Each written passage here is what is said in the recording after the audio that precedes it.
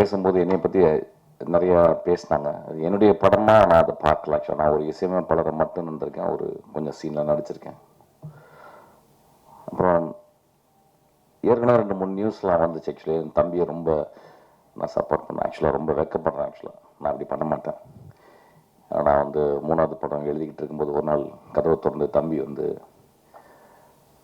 நான் உங்கள்கிட்ட அசிஸ்டன்ட் டைரக்டராக ஆன் பண்ணுறேன்னொன்னே கீழே இருந்து செருப்பத்துக்கு அடிச்சிட்டேன். அது ஏன்னா வந்து நான் ஒரு அசிஸ்டன்ட் டைரக்டர் எப்படி எடுப்பேன், நான் வந்து நிறைய பேர் அசிஸ்டன்ட் டைரக்டர் வந்து படித்தவங்கள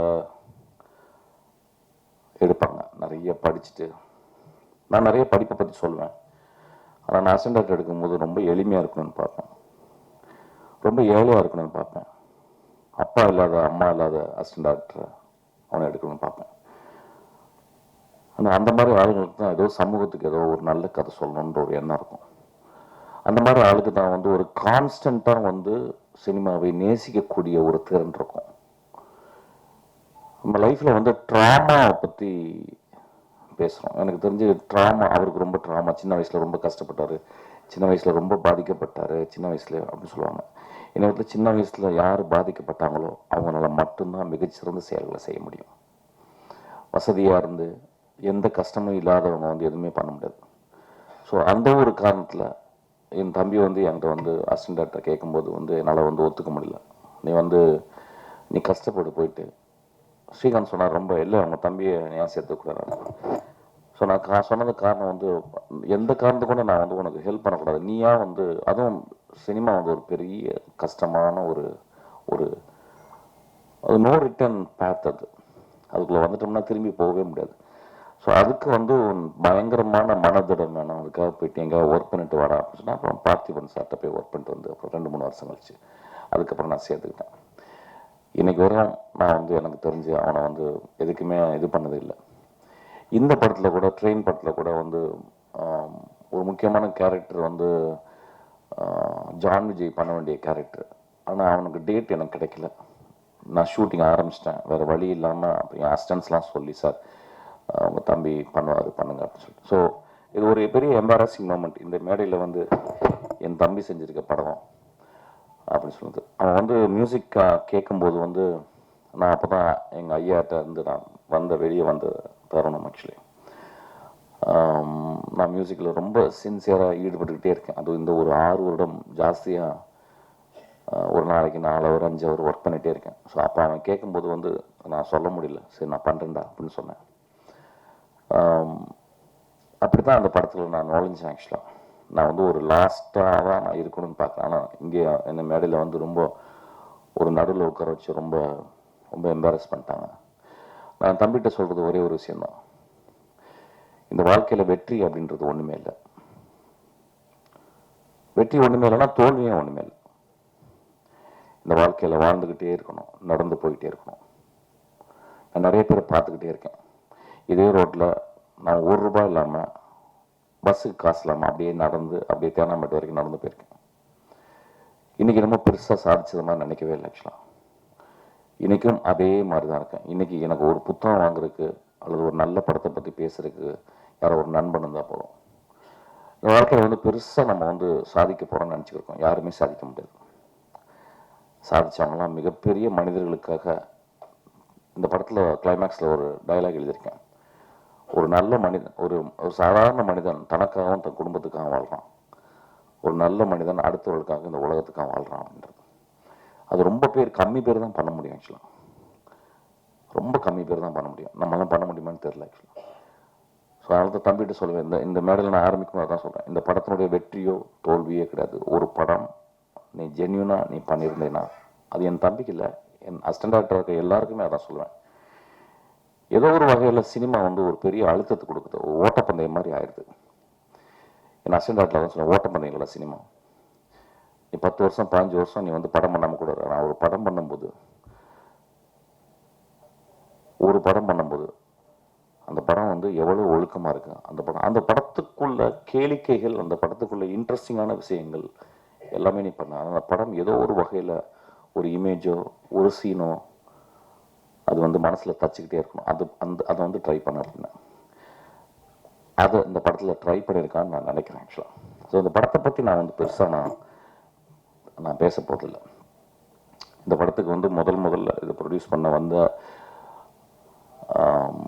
ராதாகிருஷ்ணன் சாருக்கு ரொம்ப நன்றி.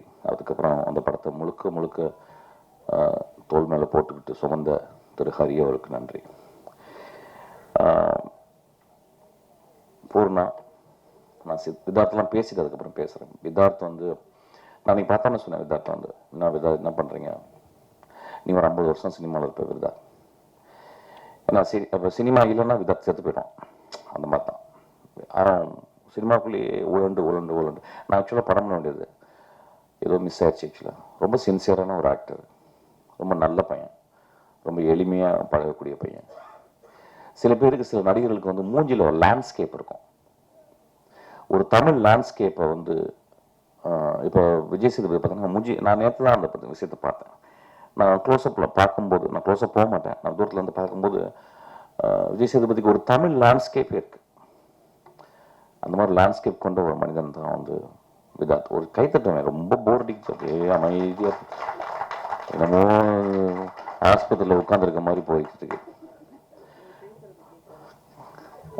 ரொம்ப வெகு சிலர் ஆக்டர்ஸ் தான் அந்த மாதிரி ஒரு லேண்ட்ஸ்கேப் இருக்கும்.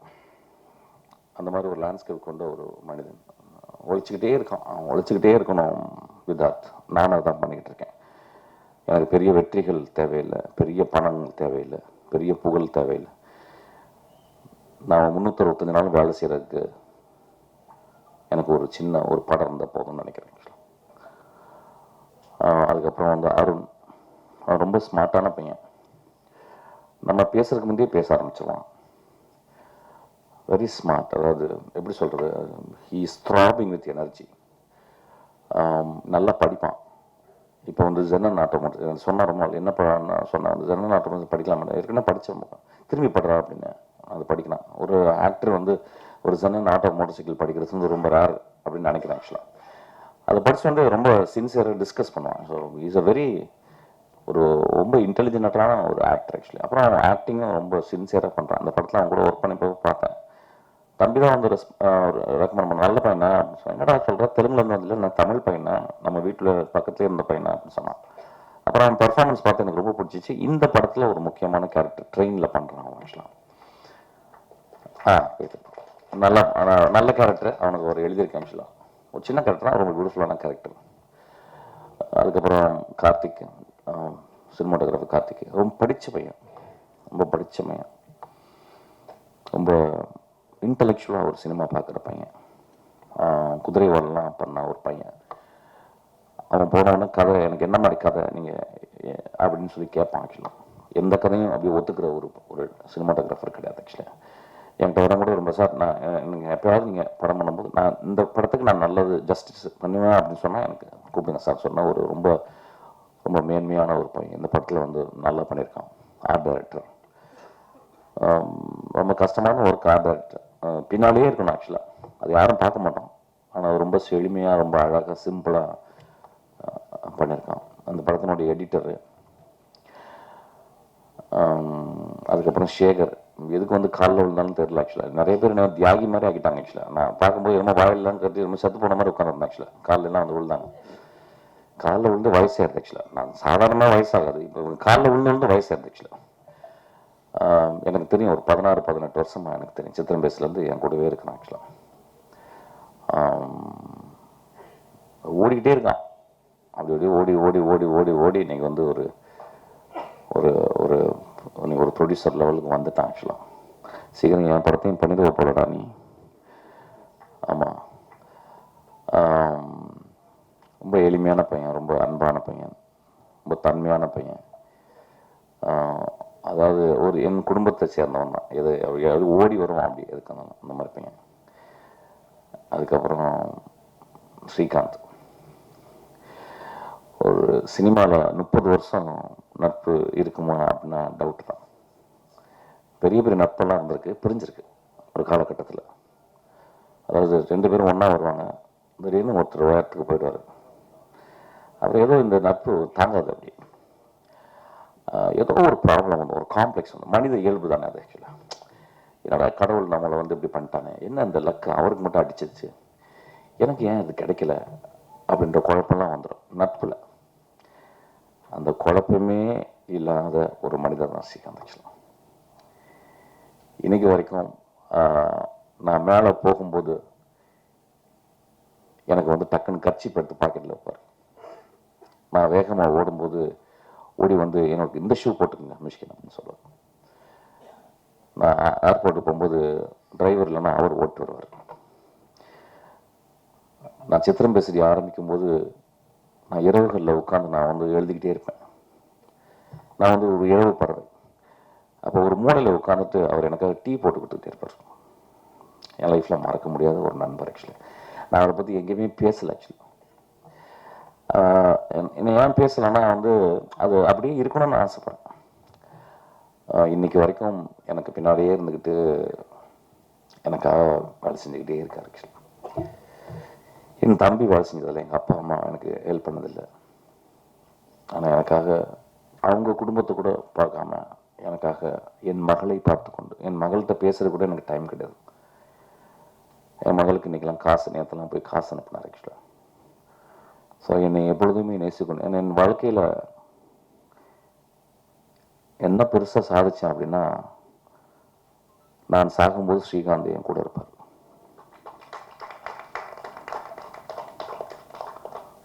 வாழ்க்கையில் ரொம்ப நட்பு முக்கியம் ஐயா. நட்பு கிடைக்கவே கிடைக்காது. அம்மா அப்பா அது ஒரு ஆக்சிடென்ட்ல குழந்தை பிறகுது. அதுக்கப்புறம் நம்ம வளர்ந்து அம்மா அப்பா பார்த்துக்கிறோம். ஆனால் எந்த ஒரு பிரதி உபரம் எதிர்பார்க்காம ஒரு நண்பன் கூடவே இருக்கிறான் அப்படின்னா, ஏதோ என்னை நேசித்து கொண்டே இருக்கிறான். ஏதோ என் நேசத்தில் ஒரு அர்த்தம் இருக்கு. நான் இது வரைக்கும் இந்த அளவு ஒரு மனிதனை, ஒரு பெண்ணை நேசிச்சிருப்பேன்னு தெரியல. அந்த அளவு நான் ஸ்ரீகாந்தை நேசிக்கிறேன். இன்னைக்கு தான் நான் சொல்றேன். ஆக்சுவலாக என்ன பேசுறேன், இந்த இதை இந்த இந்த காணொலியை பார்த்து என்ன ஆக போகுது அப்படின்னா, அதான் இப்போ எல்லாரும் பேசினாங்க, அந்த காணொலியை எவ்வளோ இன்ட்ரெஸ்டாக பார்ப்பாங்க அப்படின்னு எனக்கு தெரியல. ஆனால் ஏதோ ஒரு வகையில் பேசும்போது மனிதம், அன்பு ததும்பி வழிந்து கொண்டே இருக்கிறது. என் வாழ்நாள் முழுவதும் என்னை பார்த்து கொண்டிருக்கும் இந்த மகா மனிதனை பற்றி பேசுறது ரொம்ப சந்தோஷப்படுறேன். எல்லாருக்குள்ளேயும் நட்பு ரொம்ப ரொம்ப இம்பார்ட்டன்ட். அந்த நட்பு பிரிஞ்சிடும். ஒரு நாள் நட்பு பிரிஞ்சிருச்சு. ஒரு நாள் வந்து என்னை விட்டு போயிட்டார். ஒரு 4 வருஷம் கழிச்சு வந்து என்னுடைய பர்த்டே ஃபங்க்ஷன் அன்னைக்கு ஒரு 2 மணிக்கு திடீர்னு ஸ்ரீகாந்த் வந்து என்னை கெட்ட கெட்ட வார்த்தையாக திட்டுறார். திட்டிட்டு உட்காந்து அழுகுறார். என்ன சொல்கிறார், 4 வருஷம் என்னை பிரிஞ்சிட்டிங்களேன்னு சொல்லிட்டு. அப்போ என்னை கெட்ட வார்த்தை திட்டும் போது பக்கத்தில் இருக்கிறவங்க அவர் அடிக்க போகிறாங்க. அப்போ நான் சொல்கிறேன், டே உங்களுக்கு ஸ்ரீகாந்தை பற்றி தெரியாது. அந்த மாதிரி ஒரு மனுஷனை நீங்கள் லைஃப்பில் பார்த்துருக்க மாட்டீங்க. அவர் என்னை கெட்ட வார்த்தையில் திட்டலடா, தன்னை திட்டிக்கிறாரு அப்படின்னு. அதுக்கப்புறம் என் கூட வாழ்நாள் ஃபுல்லாக என் கூட இருக்கார். அதுக்கப்புறம் போயிட்டார். ஒரு வருஷம் போகும்போது காரில் போயிட்டே இருக்கும்போது ஒரு சினிமா தேட்டருக்கு போகிறேன். அப்போ என் மகள் உட்காந்து, அப்பா மாமா போகிறாருப்பா அப்படின்னு. போய் போய் புட்றி அப்படின்னு. அவர் போயிட்டு அவரை போய் பிடிச்சா அவர் ஓன்னு உட்காந்து அழுகுறார்.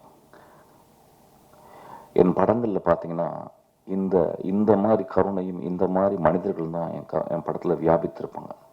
இந்த மாதிரி மனிதரை பற்றி தான் எழுதணும்னு நினைக்கிறேன் ஆக்சுவலாக.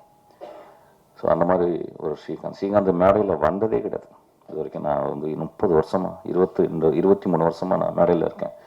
ஒரு மேடையில் கூட ஸ்ரீகாந்த் வந்ததே கிடையாது. இந்த மேடையில் எப்படியோ ஏற்றப்பட்டுட்டார். அதனால நான் ஸ்ரீகாந்த் எனக்கு என்ன பேசுறதுன்னு தெரியல. பேசிக்கலாம், நான் ரொம்ப பெரிய யோசிக்க மாட்டேன் என்ன பேசுனேன். ஓகே, நீ நட்பை பற்றி பேசுவோன்னு நான் பேசுகிறேன். அதுக்கப்புறம் வந்து பூர்ணாவின் குழந்தைய இன்னைக்கு பார்க்கும்போது எனக்கு வந்து I was very mood actually. அந்த குழந்தைய காலை நான் தலையில் எடுத்து வச்சுக்கலாம். பூர்ணாவோட காலில் தலையில் எடுத்து வச்சுக்கலாம். அந்த அளவு ரொம்ப நோபனாலும் ஒரு பெண் ஆக்சுவலாக. வாழ்நாளில் ஒரு 10 பேரை நம்ம சந்திப்போம்.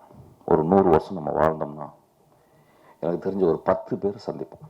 அதுவும் பெண்களில் ஒரு 3 பேர் சந்திப்போம். அம்மா, தங்கச்சி, மனைவி, அதெல்லாம் தனி, மகள். அதுக்கப்புறம் வேற ஒரு மனுஷி ஒருத்தி வருவோம். அந்த மனுஷி வந்து நம்ம வாழ்க்கையில் வந்து ரொம்ப அன்பு கொடுப்போம். பூர்ணா அவ்வளோ அன்பு எனக்கு கொடுத்துருக்கோம். அப்போ நான் பார்க்கும்போதெல்லாம் அப்படியே ஆச்சரியப்படும். ஐயோ, இவ வயிற்றுல அடுத்த வருஷம் பிறக்கணும், அடுத்த ஜென்மத்தில் இவ தான் எனக்கு அம்மாவாக இருக்கணும். அவ்வளோ நல்லவர். அதனால வந்து நான் ஏதாவது சொல்லும்போது பூர்ணா என் படத்தில் இருக்கணும். அவரை பற்றி தப்பாலாம் பேசுவாங்க, என்னையும் பூர்ணா பற்றி. அப்படிலாம் கிடையாதுங்க. ரொம்ப மேன்மையான பெண் அவர், ரொம்ப மேன்மையான பெண். அவள் வந்து கல்யாணம் ஆனோன்னு சொன்னால் அப்படி சந்தோஷப்பட்டேன். கோவம் வந்துச்சு. ஐயோ, எவ்வளோ பெரிய ஆக்ட்ரஸ், இன்னும் ஒரு 5 வருஷம் நான் நடிச்சு தொலைச்சிருக்கலாம் நீ அப்படின்னு சொல்லியிருந்தேன். அவளை பார்க்கும்போது இன்னைக்கு வந்து பார்க்கும்போது எனக்கு அப்படியே சந்தோஷமாச்சு. அவள் கல்யாணம் பண்ணவும் அங்கே போயிட்டு துபாயில் போய் கல்யாணம் பண்ணியிருக்கேன். இங்கே இருந்தாலும் போய் அப்பப்போ பார்க்கலாம். ஆக்சுவலாக ஒரு எக்ஸ்ட்ரானரி ஆக்டர்ஸ். அந்த ஆக்டர்ஸ்னால் எங்கேருந்து வருது அப்படின்னு நான் பார்க்குறேன். எங்கே ஒருத்தனை ஆக்ட் பண்ணுறாங்கன்னு பார்க்குறேன். இங்கிலீஷில் ஒரு டெஃபினேஷன் இருக்குது ஆக்டிங்க்கு வந்து, living truthfully in an imaginary situation தான். கற்பனையான ஒரு உலகத்தில் நீ நிஜமாக வாழணும், அதுதான் ஆக்டிங் அப்படின்றாங்க. அது எங்கே நிறைய பேர் ட்ரை பண்ணுறாங்க, நிறைய பேர்னால பண்ண முடியல. ஏன்னா ஏதோ ஒரு வகையில் மனசில் இருந்து இந்த சீனை நான் கரெக்டாக பண்ணிட்டேன்னா, இந்த சீனை வந்து சூப்பராக பண்ணிட்டேன்னா, இந்த சீன் பண்ணும்போது மூக்கு அப்படி ஆட்டிட்டேன்னா, உதற ஆட்டிட்டேன்னா ஆடியன்ஸ் கை தட்டுவாங்களா அப்படின்னு பார்க்குறாங்க. சில பேர் நடிக்கும்போது அப்படியே மறந்துடுறாங்க சுயத்தை. அந்த சுயத்தை மறக்கிறவங்க எல்லாமே ஒரு பெரிய ஆக்டர்ஸ். அந்த மாதிரி சுயத்தை மறக்கக்கூடிய ஒரு ஆக்ட்ரஸ் வந்து ஒரு ஆக்டர் வந்து நான் பூர்ணாவை சொல்லுவேன். சவரக்கத்தி எழுதும்போது எங்கள் அம்மாவை எக்ஸாக்டாக அம்மா வச்சு தான் எழுதினேன். அவங்க மலையாளம் பேசுகிறாங்க, தமிழ் பேச வர்றது. அம்மாவுடைய ஸ்லாங் ரொம்ப ஸ்ட்ராங்கான ஒரு ஸ்லாங், ஒரு ஆக்சென்டோட ஒரு ஸ்லாங், ஒரு காரைக்குடி ஸ்லாங். அது தம்பி போய் சொல்லி கொடுத்தான். 35 நாள் பூர்ணா ப்ராக்டிஸ் பண்ணிகிட்டே இருந்தான். அதுக்கப்புறம் அந்த படத்தினுடைய டப்பிங்கை நான் பூர்ணாவே பண்ண சொன்னேன். அந்தளவு ஒரு டெடிக்கேட்டட் ஆர்டிஸ்ட். அதனால் அந்த டெடிக்கேட்டட் ஆர்டிஸ்ட் எப்பயுமே கூட இருக்கணும். ஒரு பூ மாதிரி எப்பயுமே கூட எங்கள் லைஃப்பில் இருக்கணும். அதனால் என் தம்பியும் அவனும் எப்பயுமே அந்த மாதிரி. நான் இன்னும் உடம்புக்கு சொன்னான், நான் இன்னும் உடம்பு பரவாயில்லப்பா, நீ குழந்தை பத்துக்கு உடம்பு பெருசாக இருக்கும், இன்னொரு நாள் நீ ஒல்லியார். அந்த நாய் சாகிற வரைக்கும் நான் ஆக்ட் பண்ணணும்னு ஆசைப்பட்றேன். அவ்வளோ அவ்வளோ அவ்வளோ ஜென்யூனான ஆக்டர்ஸ் இவங்க, பாவனா. ஸோ எனக்கு திரும்பியும் போடுறாங்க கதை எழுதுவேன் நினைக்கிறேன். ஐ திங்க் எந்த படம் கிடைக்காதுனாலும் என் படத்தில் கேரக்டர் இருப்பான்னு நினைக்கிறேன். ஸோ அதனால் ஐம் ஸோ மூவ்ட். இன்னைக்கு ஒரு பூர்ணாவை தாயாக பார்க்கும் பொழுது நான் ரொம்ப சந்தோஷப்படுறேன். அவன் வந்து என் குழந்தை, அந்த குழந்தை தூங்குற குழந்தை என் காலில் தொட்டு கும்பிட சொல்கிறான். என் குழந்தையோட உன் குழந்தை நல்லா வாழணும்னு நான் கடவுள்கிட்ட வேண்டிப்பேன். அப்புறம் தம்பியை பற்றி ஃபஸ்ட்டு பேசி திரும்பி வந்தேன். ரொம்ப எளிமையான பையன், கொஞ்சம் நகை தத்து பத்துன்னு பேசினான். ஆக்சுவலாக பேச ஆசைப்படுறான், படிக்கிறான். அப்போ தான் படிக்கிறான். ரொம்ப செஞ்சு வாழ்க்கை கஷ்டம் தெரியுது. மொழி செழுமையாக இல்லை, ஆனால் மொழியில் மீனிங் இருக்குது, அர்த்தங்கள் இருக்குது. அதை நோக்கி போய்கிட்டு இருக்கேன். நான் படிக்க வரேன்னு நினைக்கிறேன். ஒரு கதை, ஒரு கவரி மேலே நடக்கிற மாதிரி தான் ஒரு கதை. நான் அந்த கதையை எடுப்பேன்னு தெரியல. ஏன்னா ஒரு எழுத்தாளர், ரொம்ப முக்கியமான ஒரு எழுத்து, ரொம்ப அருமையான ஒரு மனிதர் அவர் ஆக்சுவலி பேசிக்கலாம். ஸோ அவருடைய கதை வந்து என்ன சொன்னான், ரொம்ப சந்தோஷமாச்சு. ஒரு நாவல்லேருந்து எழுதுறியாடா, ஓகே. அது வெற்றிமாறன் கேட்பான், வெற்றிமாறன் தான் பண்ணுவான், நீ பண்ணுறியாடா, சரி ரைட்டா அப்படின்னு சொல்லிட்டு அப்புறம் வந்து கதை கடைசி வரைக்கும் சொன்னான். ஆனால் நீங்கள் வந்து தலையிடவே கூடாது அப்படின்ட்டா. சரிடா, அது ஸ்கிரிப்டாக கூட இல்லை, நான் ஸ்கிரிப்ட் கொடுக்க மாட்டேன்னா அப்படின்ட்டான். சரி ரைட், நல்லதுடா. அந்த பிடிவாதம் இருந்தால் நீ வந்து லைஃப்பில் வந்துடுவேன். கடைசி வரைக்கும் ஸ்கிரிப்டை காட்டவே இல்லை. அப்புறம் வந்து சும்மா மேலோகமாக சொன்னான். அப்புறம் படத்தை காட்டினான். ஏன்னா நான் படத்தை காட்டி தான் நான் மியூசிக் பண்ணோம். படம் பார்த்து நல்ல படம் அப்படிலாம் சொல்ல மாட்டேன் அவங்கள்ட்ட. நான் சும்மா அது தம்பியை இது பண்ணுற மாதிரி. ஆனால் நிறைய இடங்களில் வந்து ரிஸ்க் எடுத்திருக்கான். ஒரு பெண் உடைய பிறழ்வு, அவள் பெண் அப்படியே அந்த காமத்துக்குள்ளே போகிறது, காமமாக தெரியாமல் கஷ்டப்படுறது, நல்ல ஒரு மெச்சூரான கதைகள். நிறைய என்ன கதைகள் சொல்கிறோம் அப்படின்றது வந்து ரொம்ப பெரும் குழப்பம் இருக்குது. அதனால் இப்போ வந்து நான் பார்த்துட்டேன். இப்போ நிறைய படங்கள் பார்த்தீங்கன்னா இந்த வீடியோ கேம் மாதிரி கண்டினியூஸாக சுட்டுக்கிட்டே இருக்காங்க. கொடன்னு சுட்டுக்கிட்டாங்க. ஹெலிகாப்டர் சம்மந்தமே இல்லாமல் வீட்டுக்குள்ளெல்லாம் வருது. ஏன் வருதுன்னே தெரியல. என் படத்துலையும் கிளைமேக்ஸில் ஒரு சின்ன ஹெலிகாப்டர் வேணும்னே அப்படி வர வச்சுட்டு போயிட்டுருக்கேன். அதுக்காக தானு சார் சொன்னேன். தானு சார் எப்படின்னா எதை கேட்டாலும் 100 தந்துடுறாரு. நான் ஒன்று சார் ஒரு வண்டி 100 வண்டி அனுப்பிடுறான்ப்பான்றாரு. நான் ஹெலிகாப்டர் சும்மா சொன்னேன், உடனே வந்துட்டு அவர் ஹெலிகாப்டர் கொண்டாங்கன்னு போயிட்டார். சார் இல்லை சார், நான் வேணும்னே என் படத்தில் தூரத்தில் ஒரு ஹெலிகாப்டர் வர மாதிரி காட்ட போகிறேன் சார் அப்படின்னு நான் சொல்லியிருக்கேன் ஆக்சுவலாக. ஸோ என்ன கதைகள் பண்ணுறதுன்னே தெரியல. அப்புறம் இந்த பையன் என்னங்க புரியல, 10 நிமிஷமா. அப்புறம் இவன் வந்து ஒரு கதை, ஒரு ஒழுக்கம், ஒரு நியாயம் அதில் இருக்கு. அது எப்படி பண்ணுனா, அது எப்படி சுவையாக இருந்துச்சுன்னா ஆடியன்ஸ் தான் வட்டி கொடுக்கணும். நான் சொல்லக்கூடாது. இங்கே நிறைய பேர் சொன்னாங்க நல்ல படம், நான் அப்படிலாம் சொல்ல மாட்டேன். நல்ல படம்லாம் ஓடிது தான். நந்தலால நல்ல படம் தான், ஓனா ஆட்டுக்குட்டி நல்ல படம் தான். இந்த போன வாரம் ஜப்பானில் ஓனா ஆட்டுக்குட்டி வந்து போட்டுட்டு ஒருத்தர் ஜப்பான் ப்ரொஃபஸர் கூப்பிட்டு பேசுகிறாரு என்கிட்ட, படம் ரொம்ப நல்லா இருந்துச்சுன்னு. அப்படிங்களாங்க, தமிழ்நாட்டில் நல்லா இல்லைங்க அப்படின்னு. ஸோ அது நல்ல படம் அப்படிலாம் கிடையாது. ஆனால் ஒரு படம் நன்றாக மனது ஆழத்திலிருந்து நிஜமா நான் நல்ல படம்னு எடுத்த படம் எல்லாமே வாழ்நாள் பொழுது நல்லா இருக்கும். உதிரி போட்டல் நம்ம மறக்க முடியுமா? ரஜினிகாந்த் சொல்றாரு வந்து, போன தங்கச்சி திருப்பி வந்து கட்டி பிடிச்ச அழுகுறா, யோ போயா அப்படின்னா. இது போதாத அந்த படத்தை மறக்க முடியுமா? ஸோ ஒரு நல்ல படம், வாழ்க்கையை சொல்லக்கூடிய படம், வாழ்க்கையை எப்படி வாழ வேண்டும் என்று சொல்லக்கூடிய படம், எப்படி நேசிக்கப்பட வேண்டும் என்று சொல்லக்கூடிய படம், எதற்காக வாழ்கிறோம் என்ற கேள்விகளை எழுப்புகிற படம், அது நல்ல படம் தான். இதில் அந்த மாதிரி சில கேள்விகள் இருக்கு. ஸோ அதனால I think for us it's considers a decent film. படம் எப்படி சுவையாக இருந்தது, எப்படி நல்லா இருந்துச்சுன்னா பத்திரிக்கைக்காரங்க எழுதணும். அதுக்கப்புறம் படம் பார்த்துட்டு அது நல்லா இருக்குன்னு சொல்லணும். So that rest up to the audience and the people. இந்த மேடையில் வந்து படம் நம்ம நல்லா பண்ணியிருக்கேன் நம்ம சொல்கிறது வந்தது. ஸோ அந்த படத்தில் அந்த மாதிரி ஒரு விஷயம் இருந்துச்சு. அப்புறம்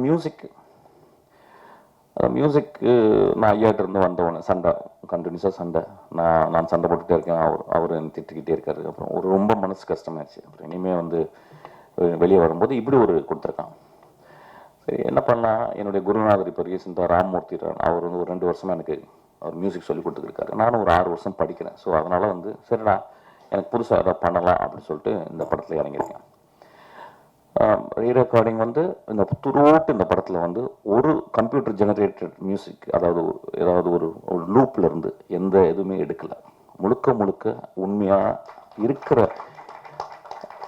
ஃபார் எக்ஸாம்பிள் வயலினிஸ்ட்னு இருக்காங்க நம்ம ஊரில், நிறைய பேருக்கு தெரியாது. இங்கே எக்ஸ்ட்ராடினரி வயலினிஸ்ட், அந்த ஸ்ட்ரிங் செஷனில் உள்ளவங்க எனக்கு தெரிஞ்ச கல்யாண் சார், அதுக்கப்புறம் செல்லிஸ்ட் சேகர், இவங்க இன்டர்நேஷ்னல் லெவலுக்கு இவங்க பெரிய ஆளுங்க. ஆனால் இன்னைக்கு அவங்கள நிறையா யூஸ் பண்ணாமல் கம்ப்யூட்டர் ஜெனரேட்டராகவே நிறைய. ஆனால் இந்த படத்தில் அப்படி இல்லாமல் முழுக்க ஒரு லைவ் இன்ஸ்ட்ருமெண்ட்லேயே பண்ணணும்னு சொல்லிட்டு நான் பண்ணியிருக்கேன். ஆக்சுவலாக அப்புறம் ஒரு பரவாயில்லாமல் பண்ணியிருக்கேன். ஒரு 36 மார்க்குக்கு ஒரு ரீரெக்கார்டிங் பண்ணியிருக்கேன்.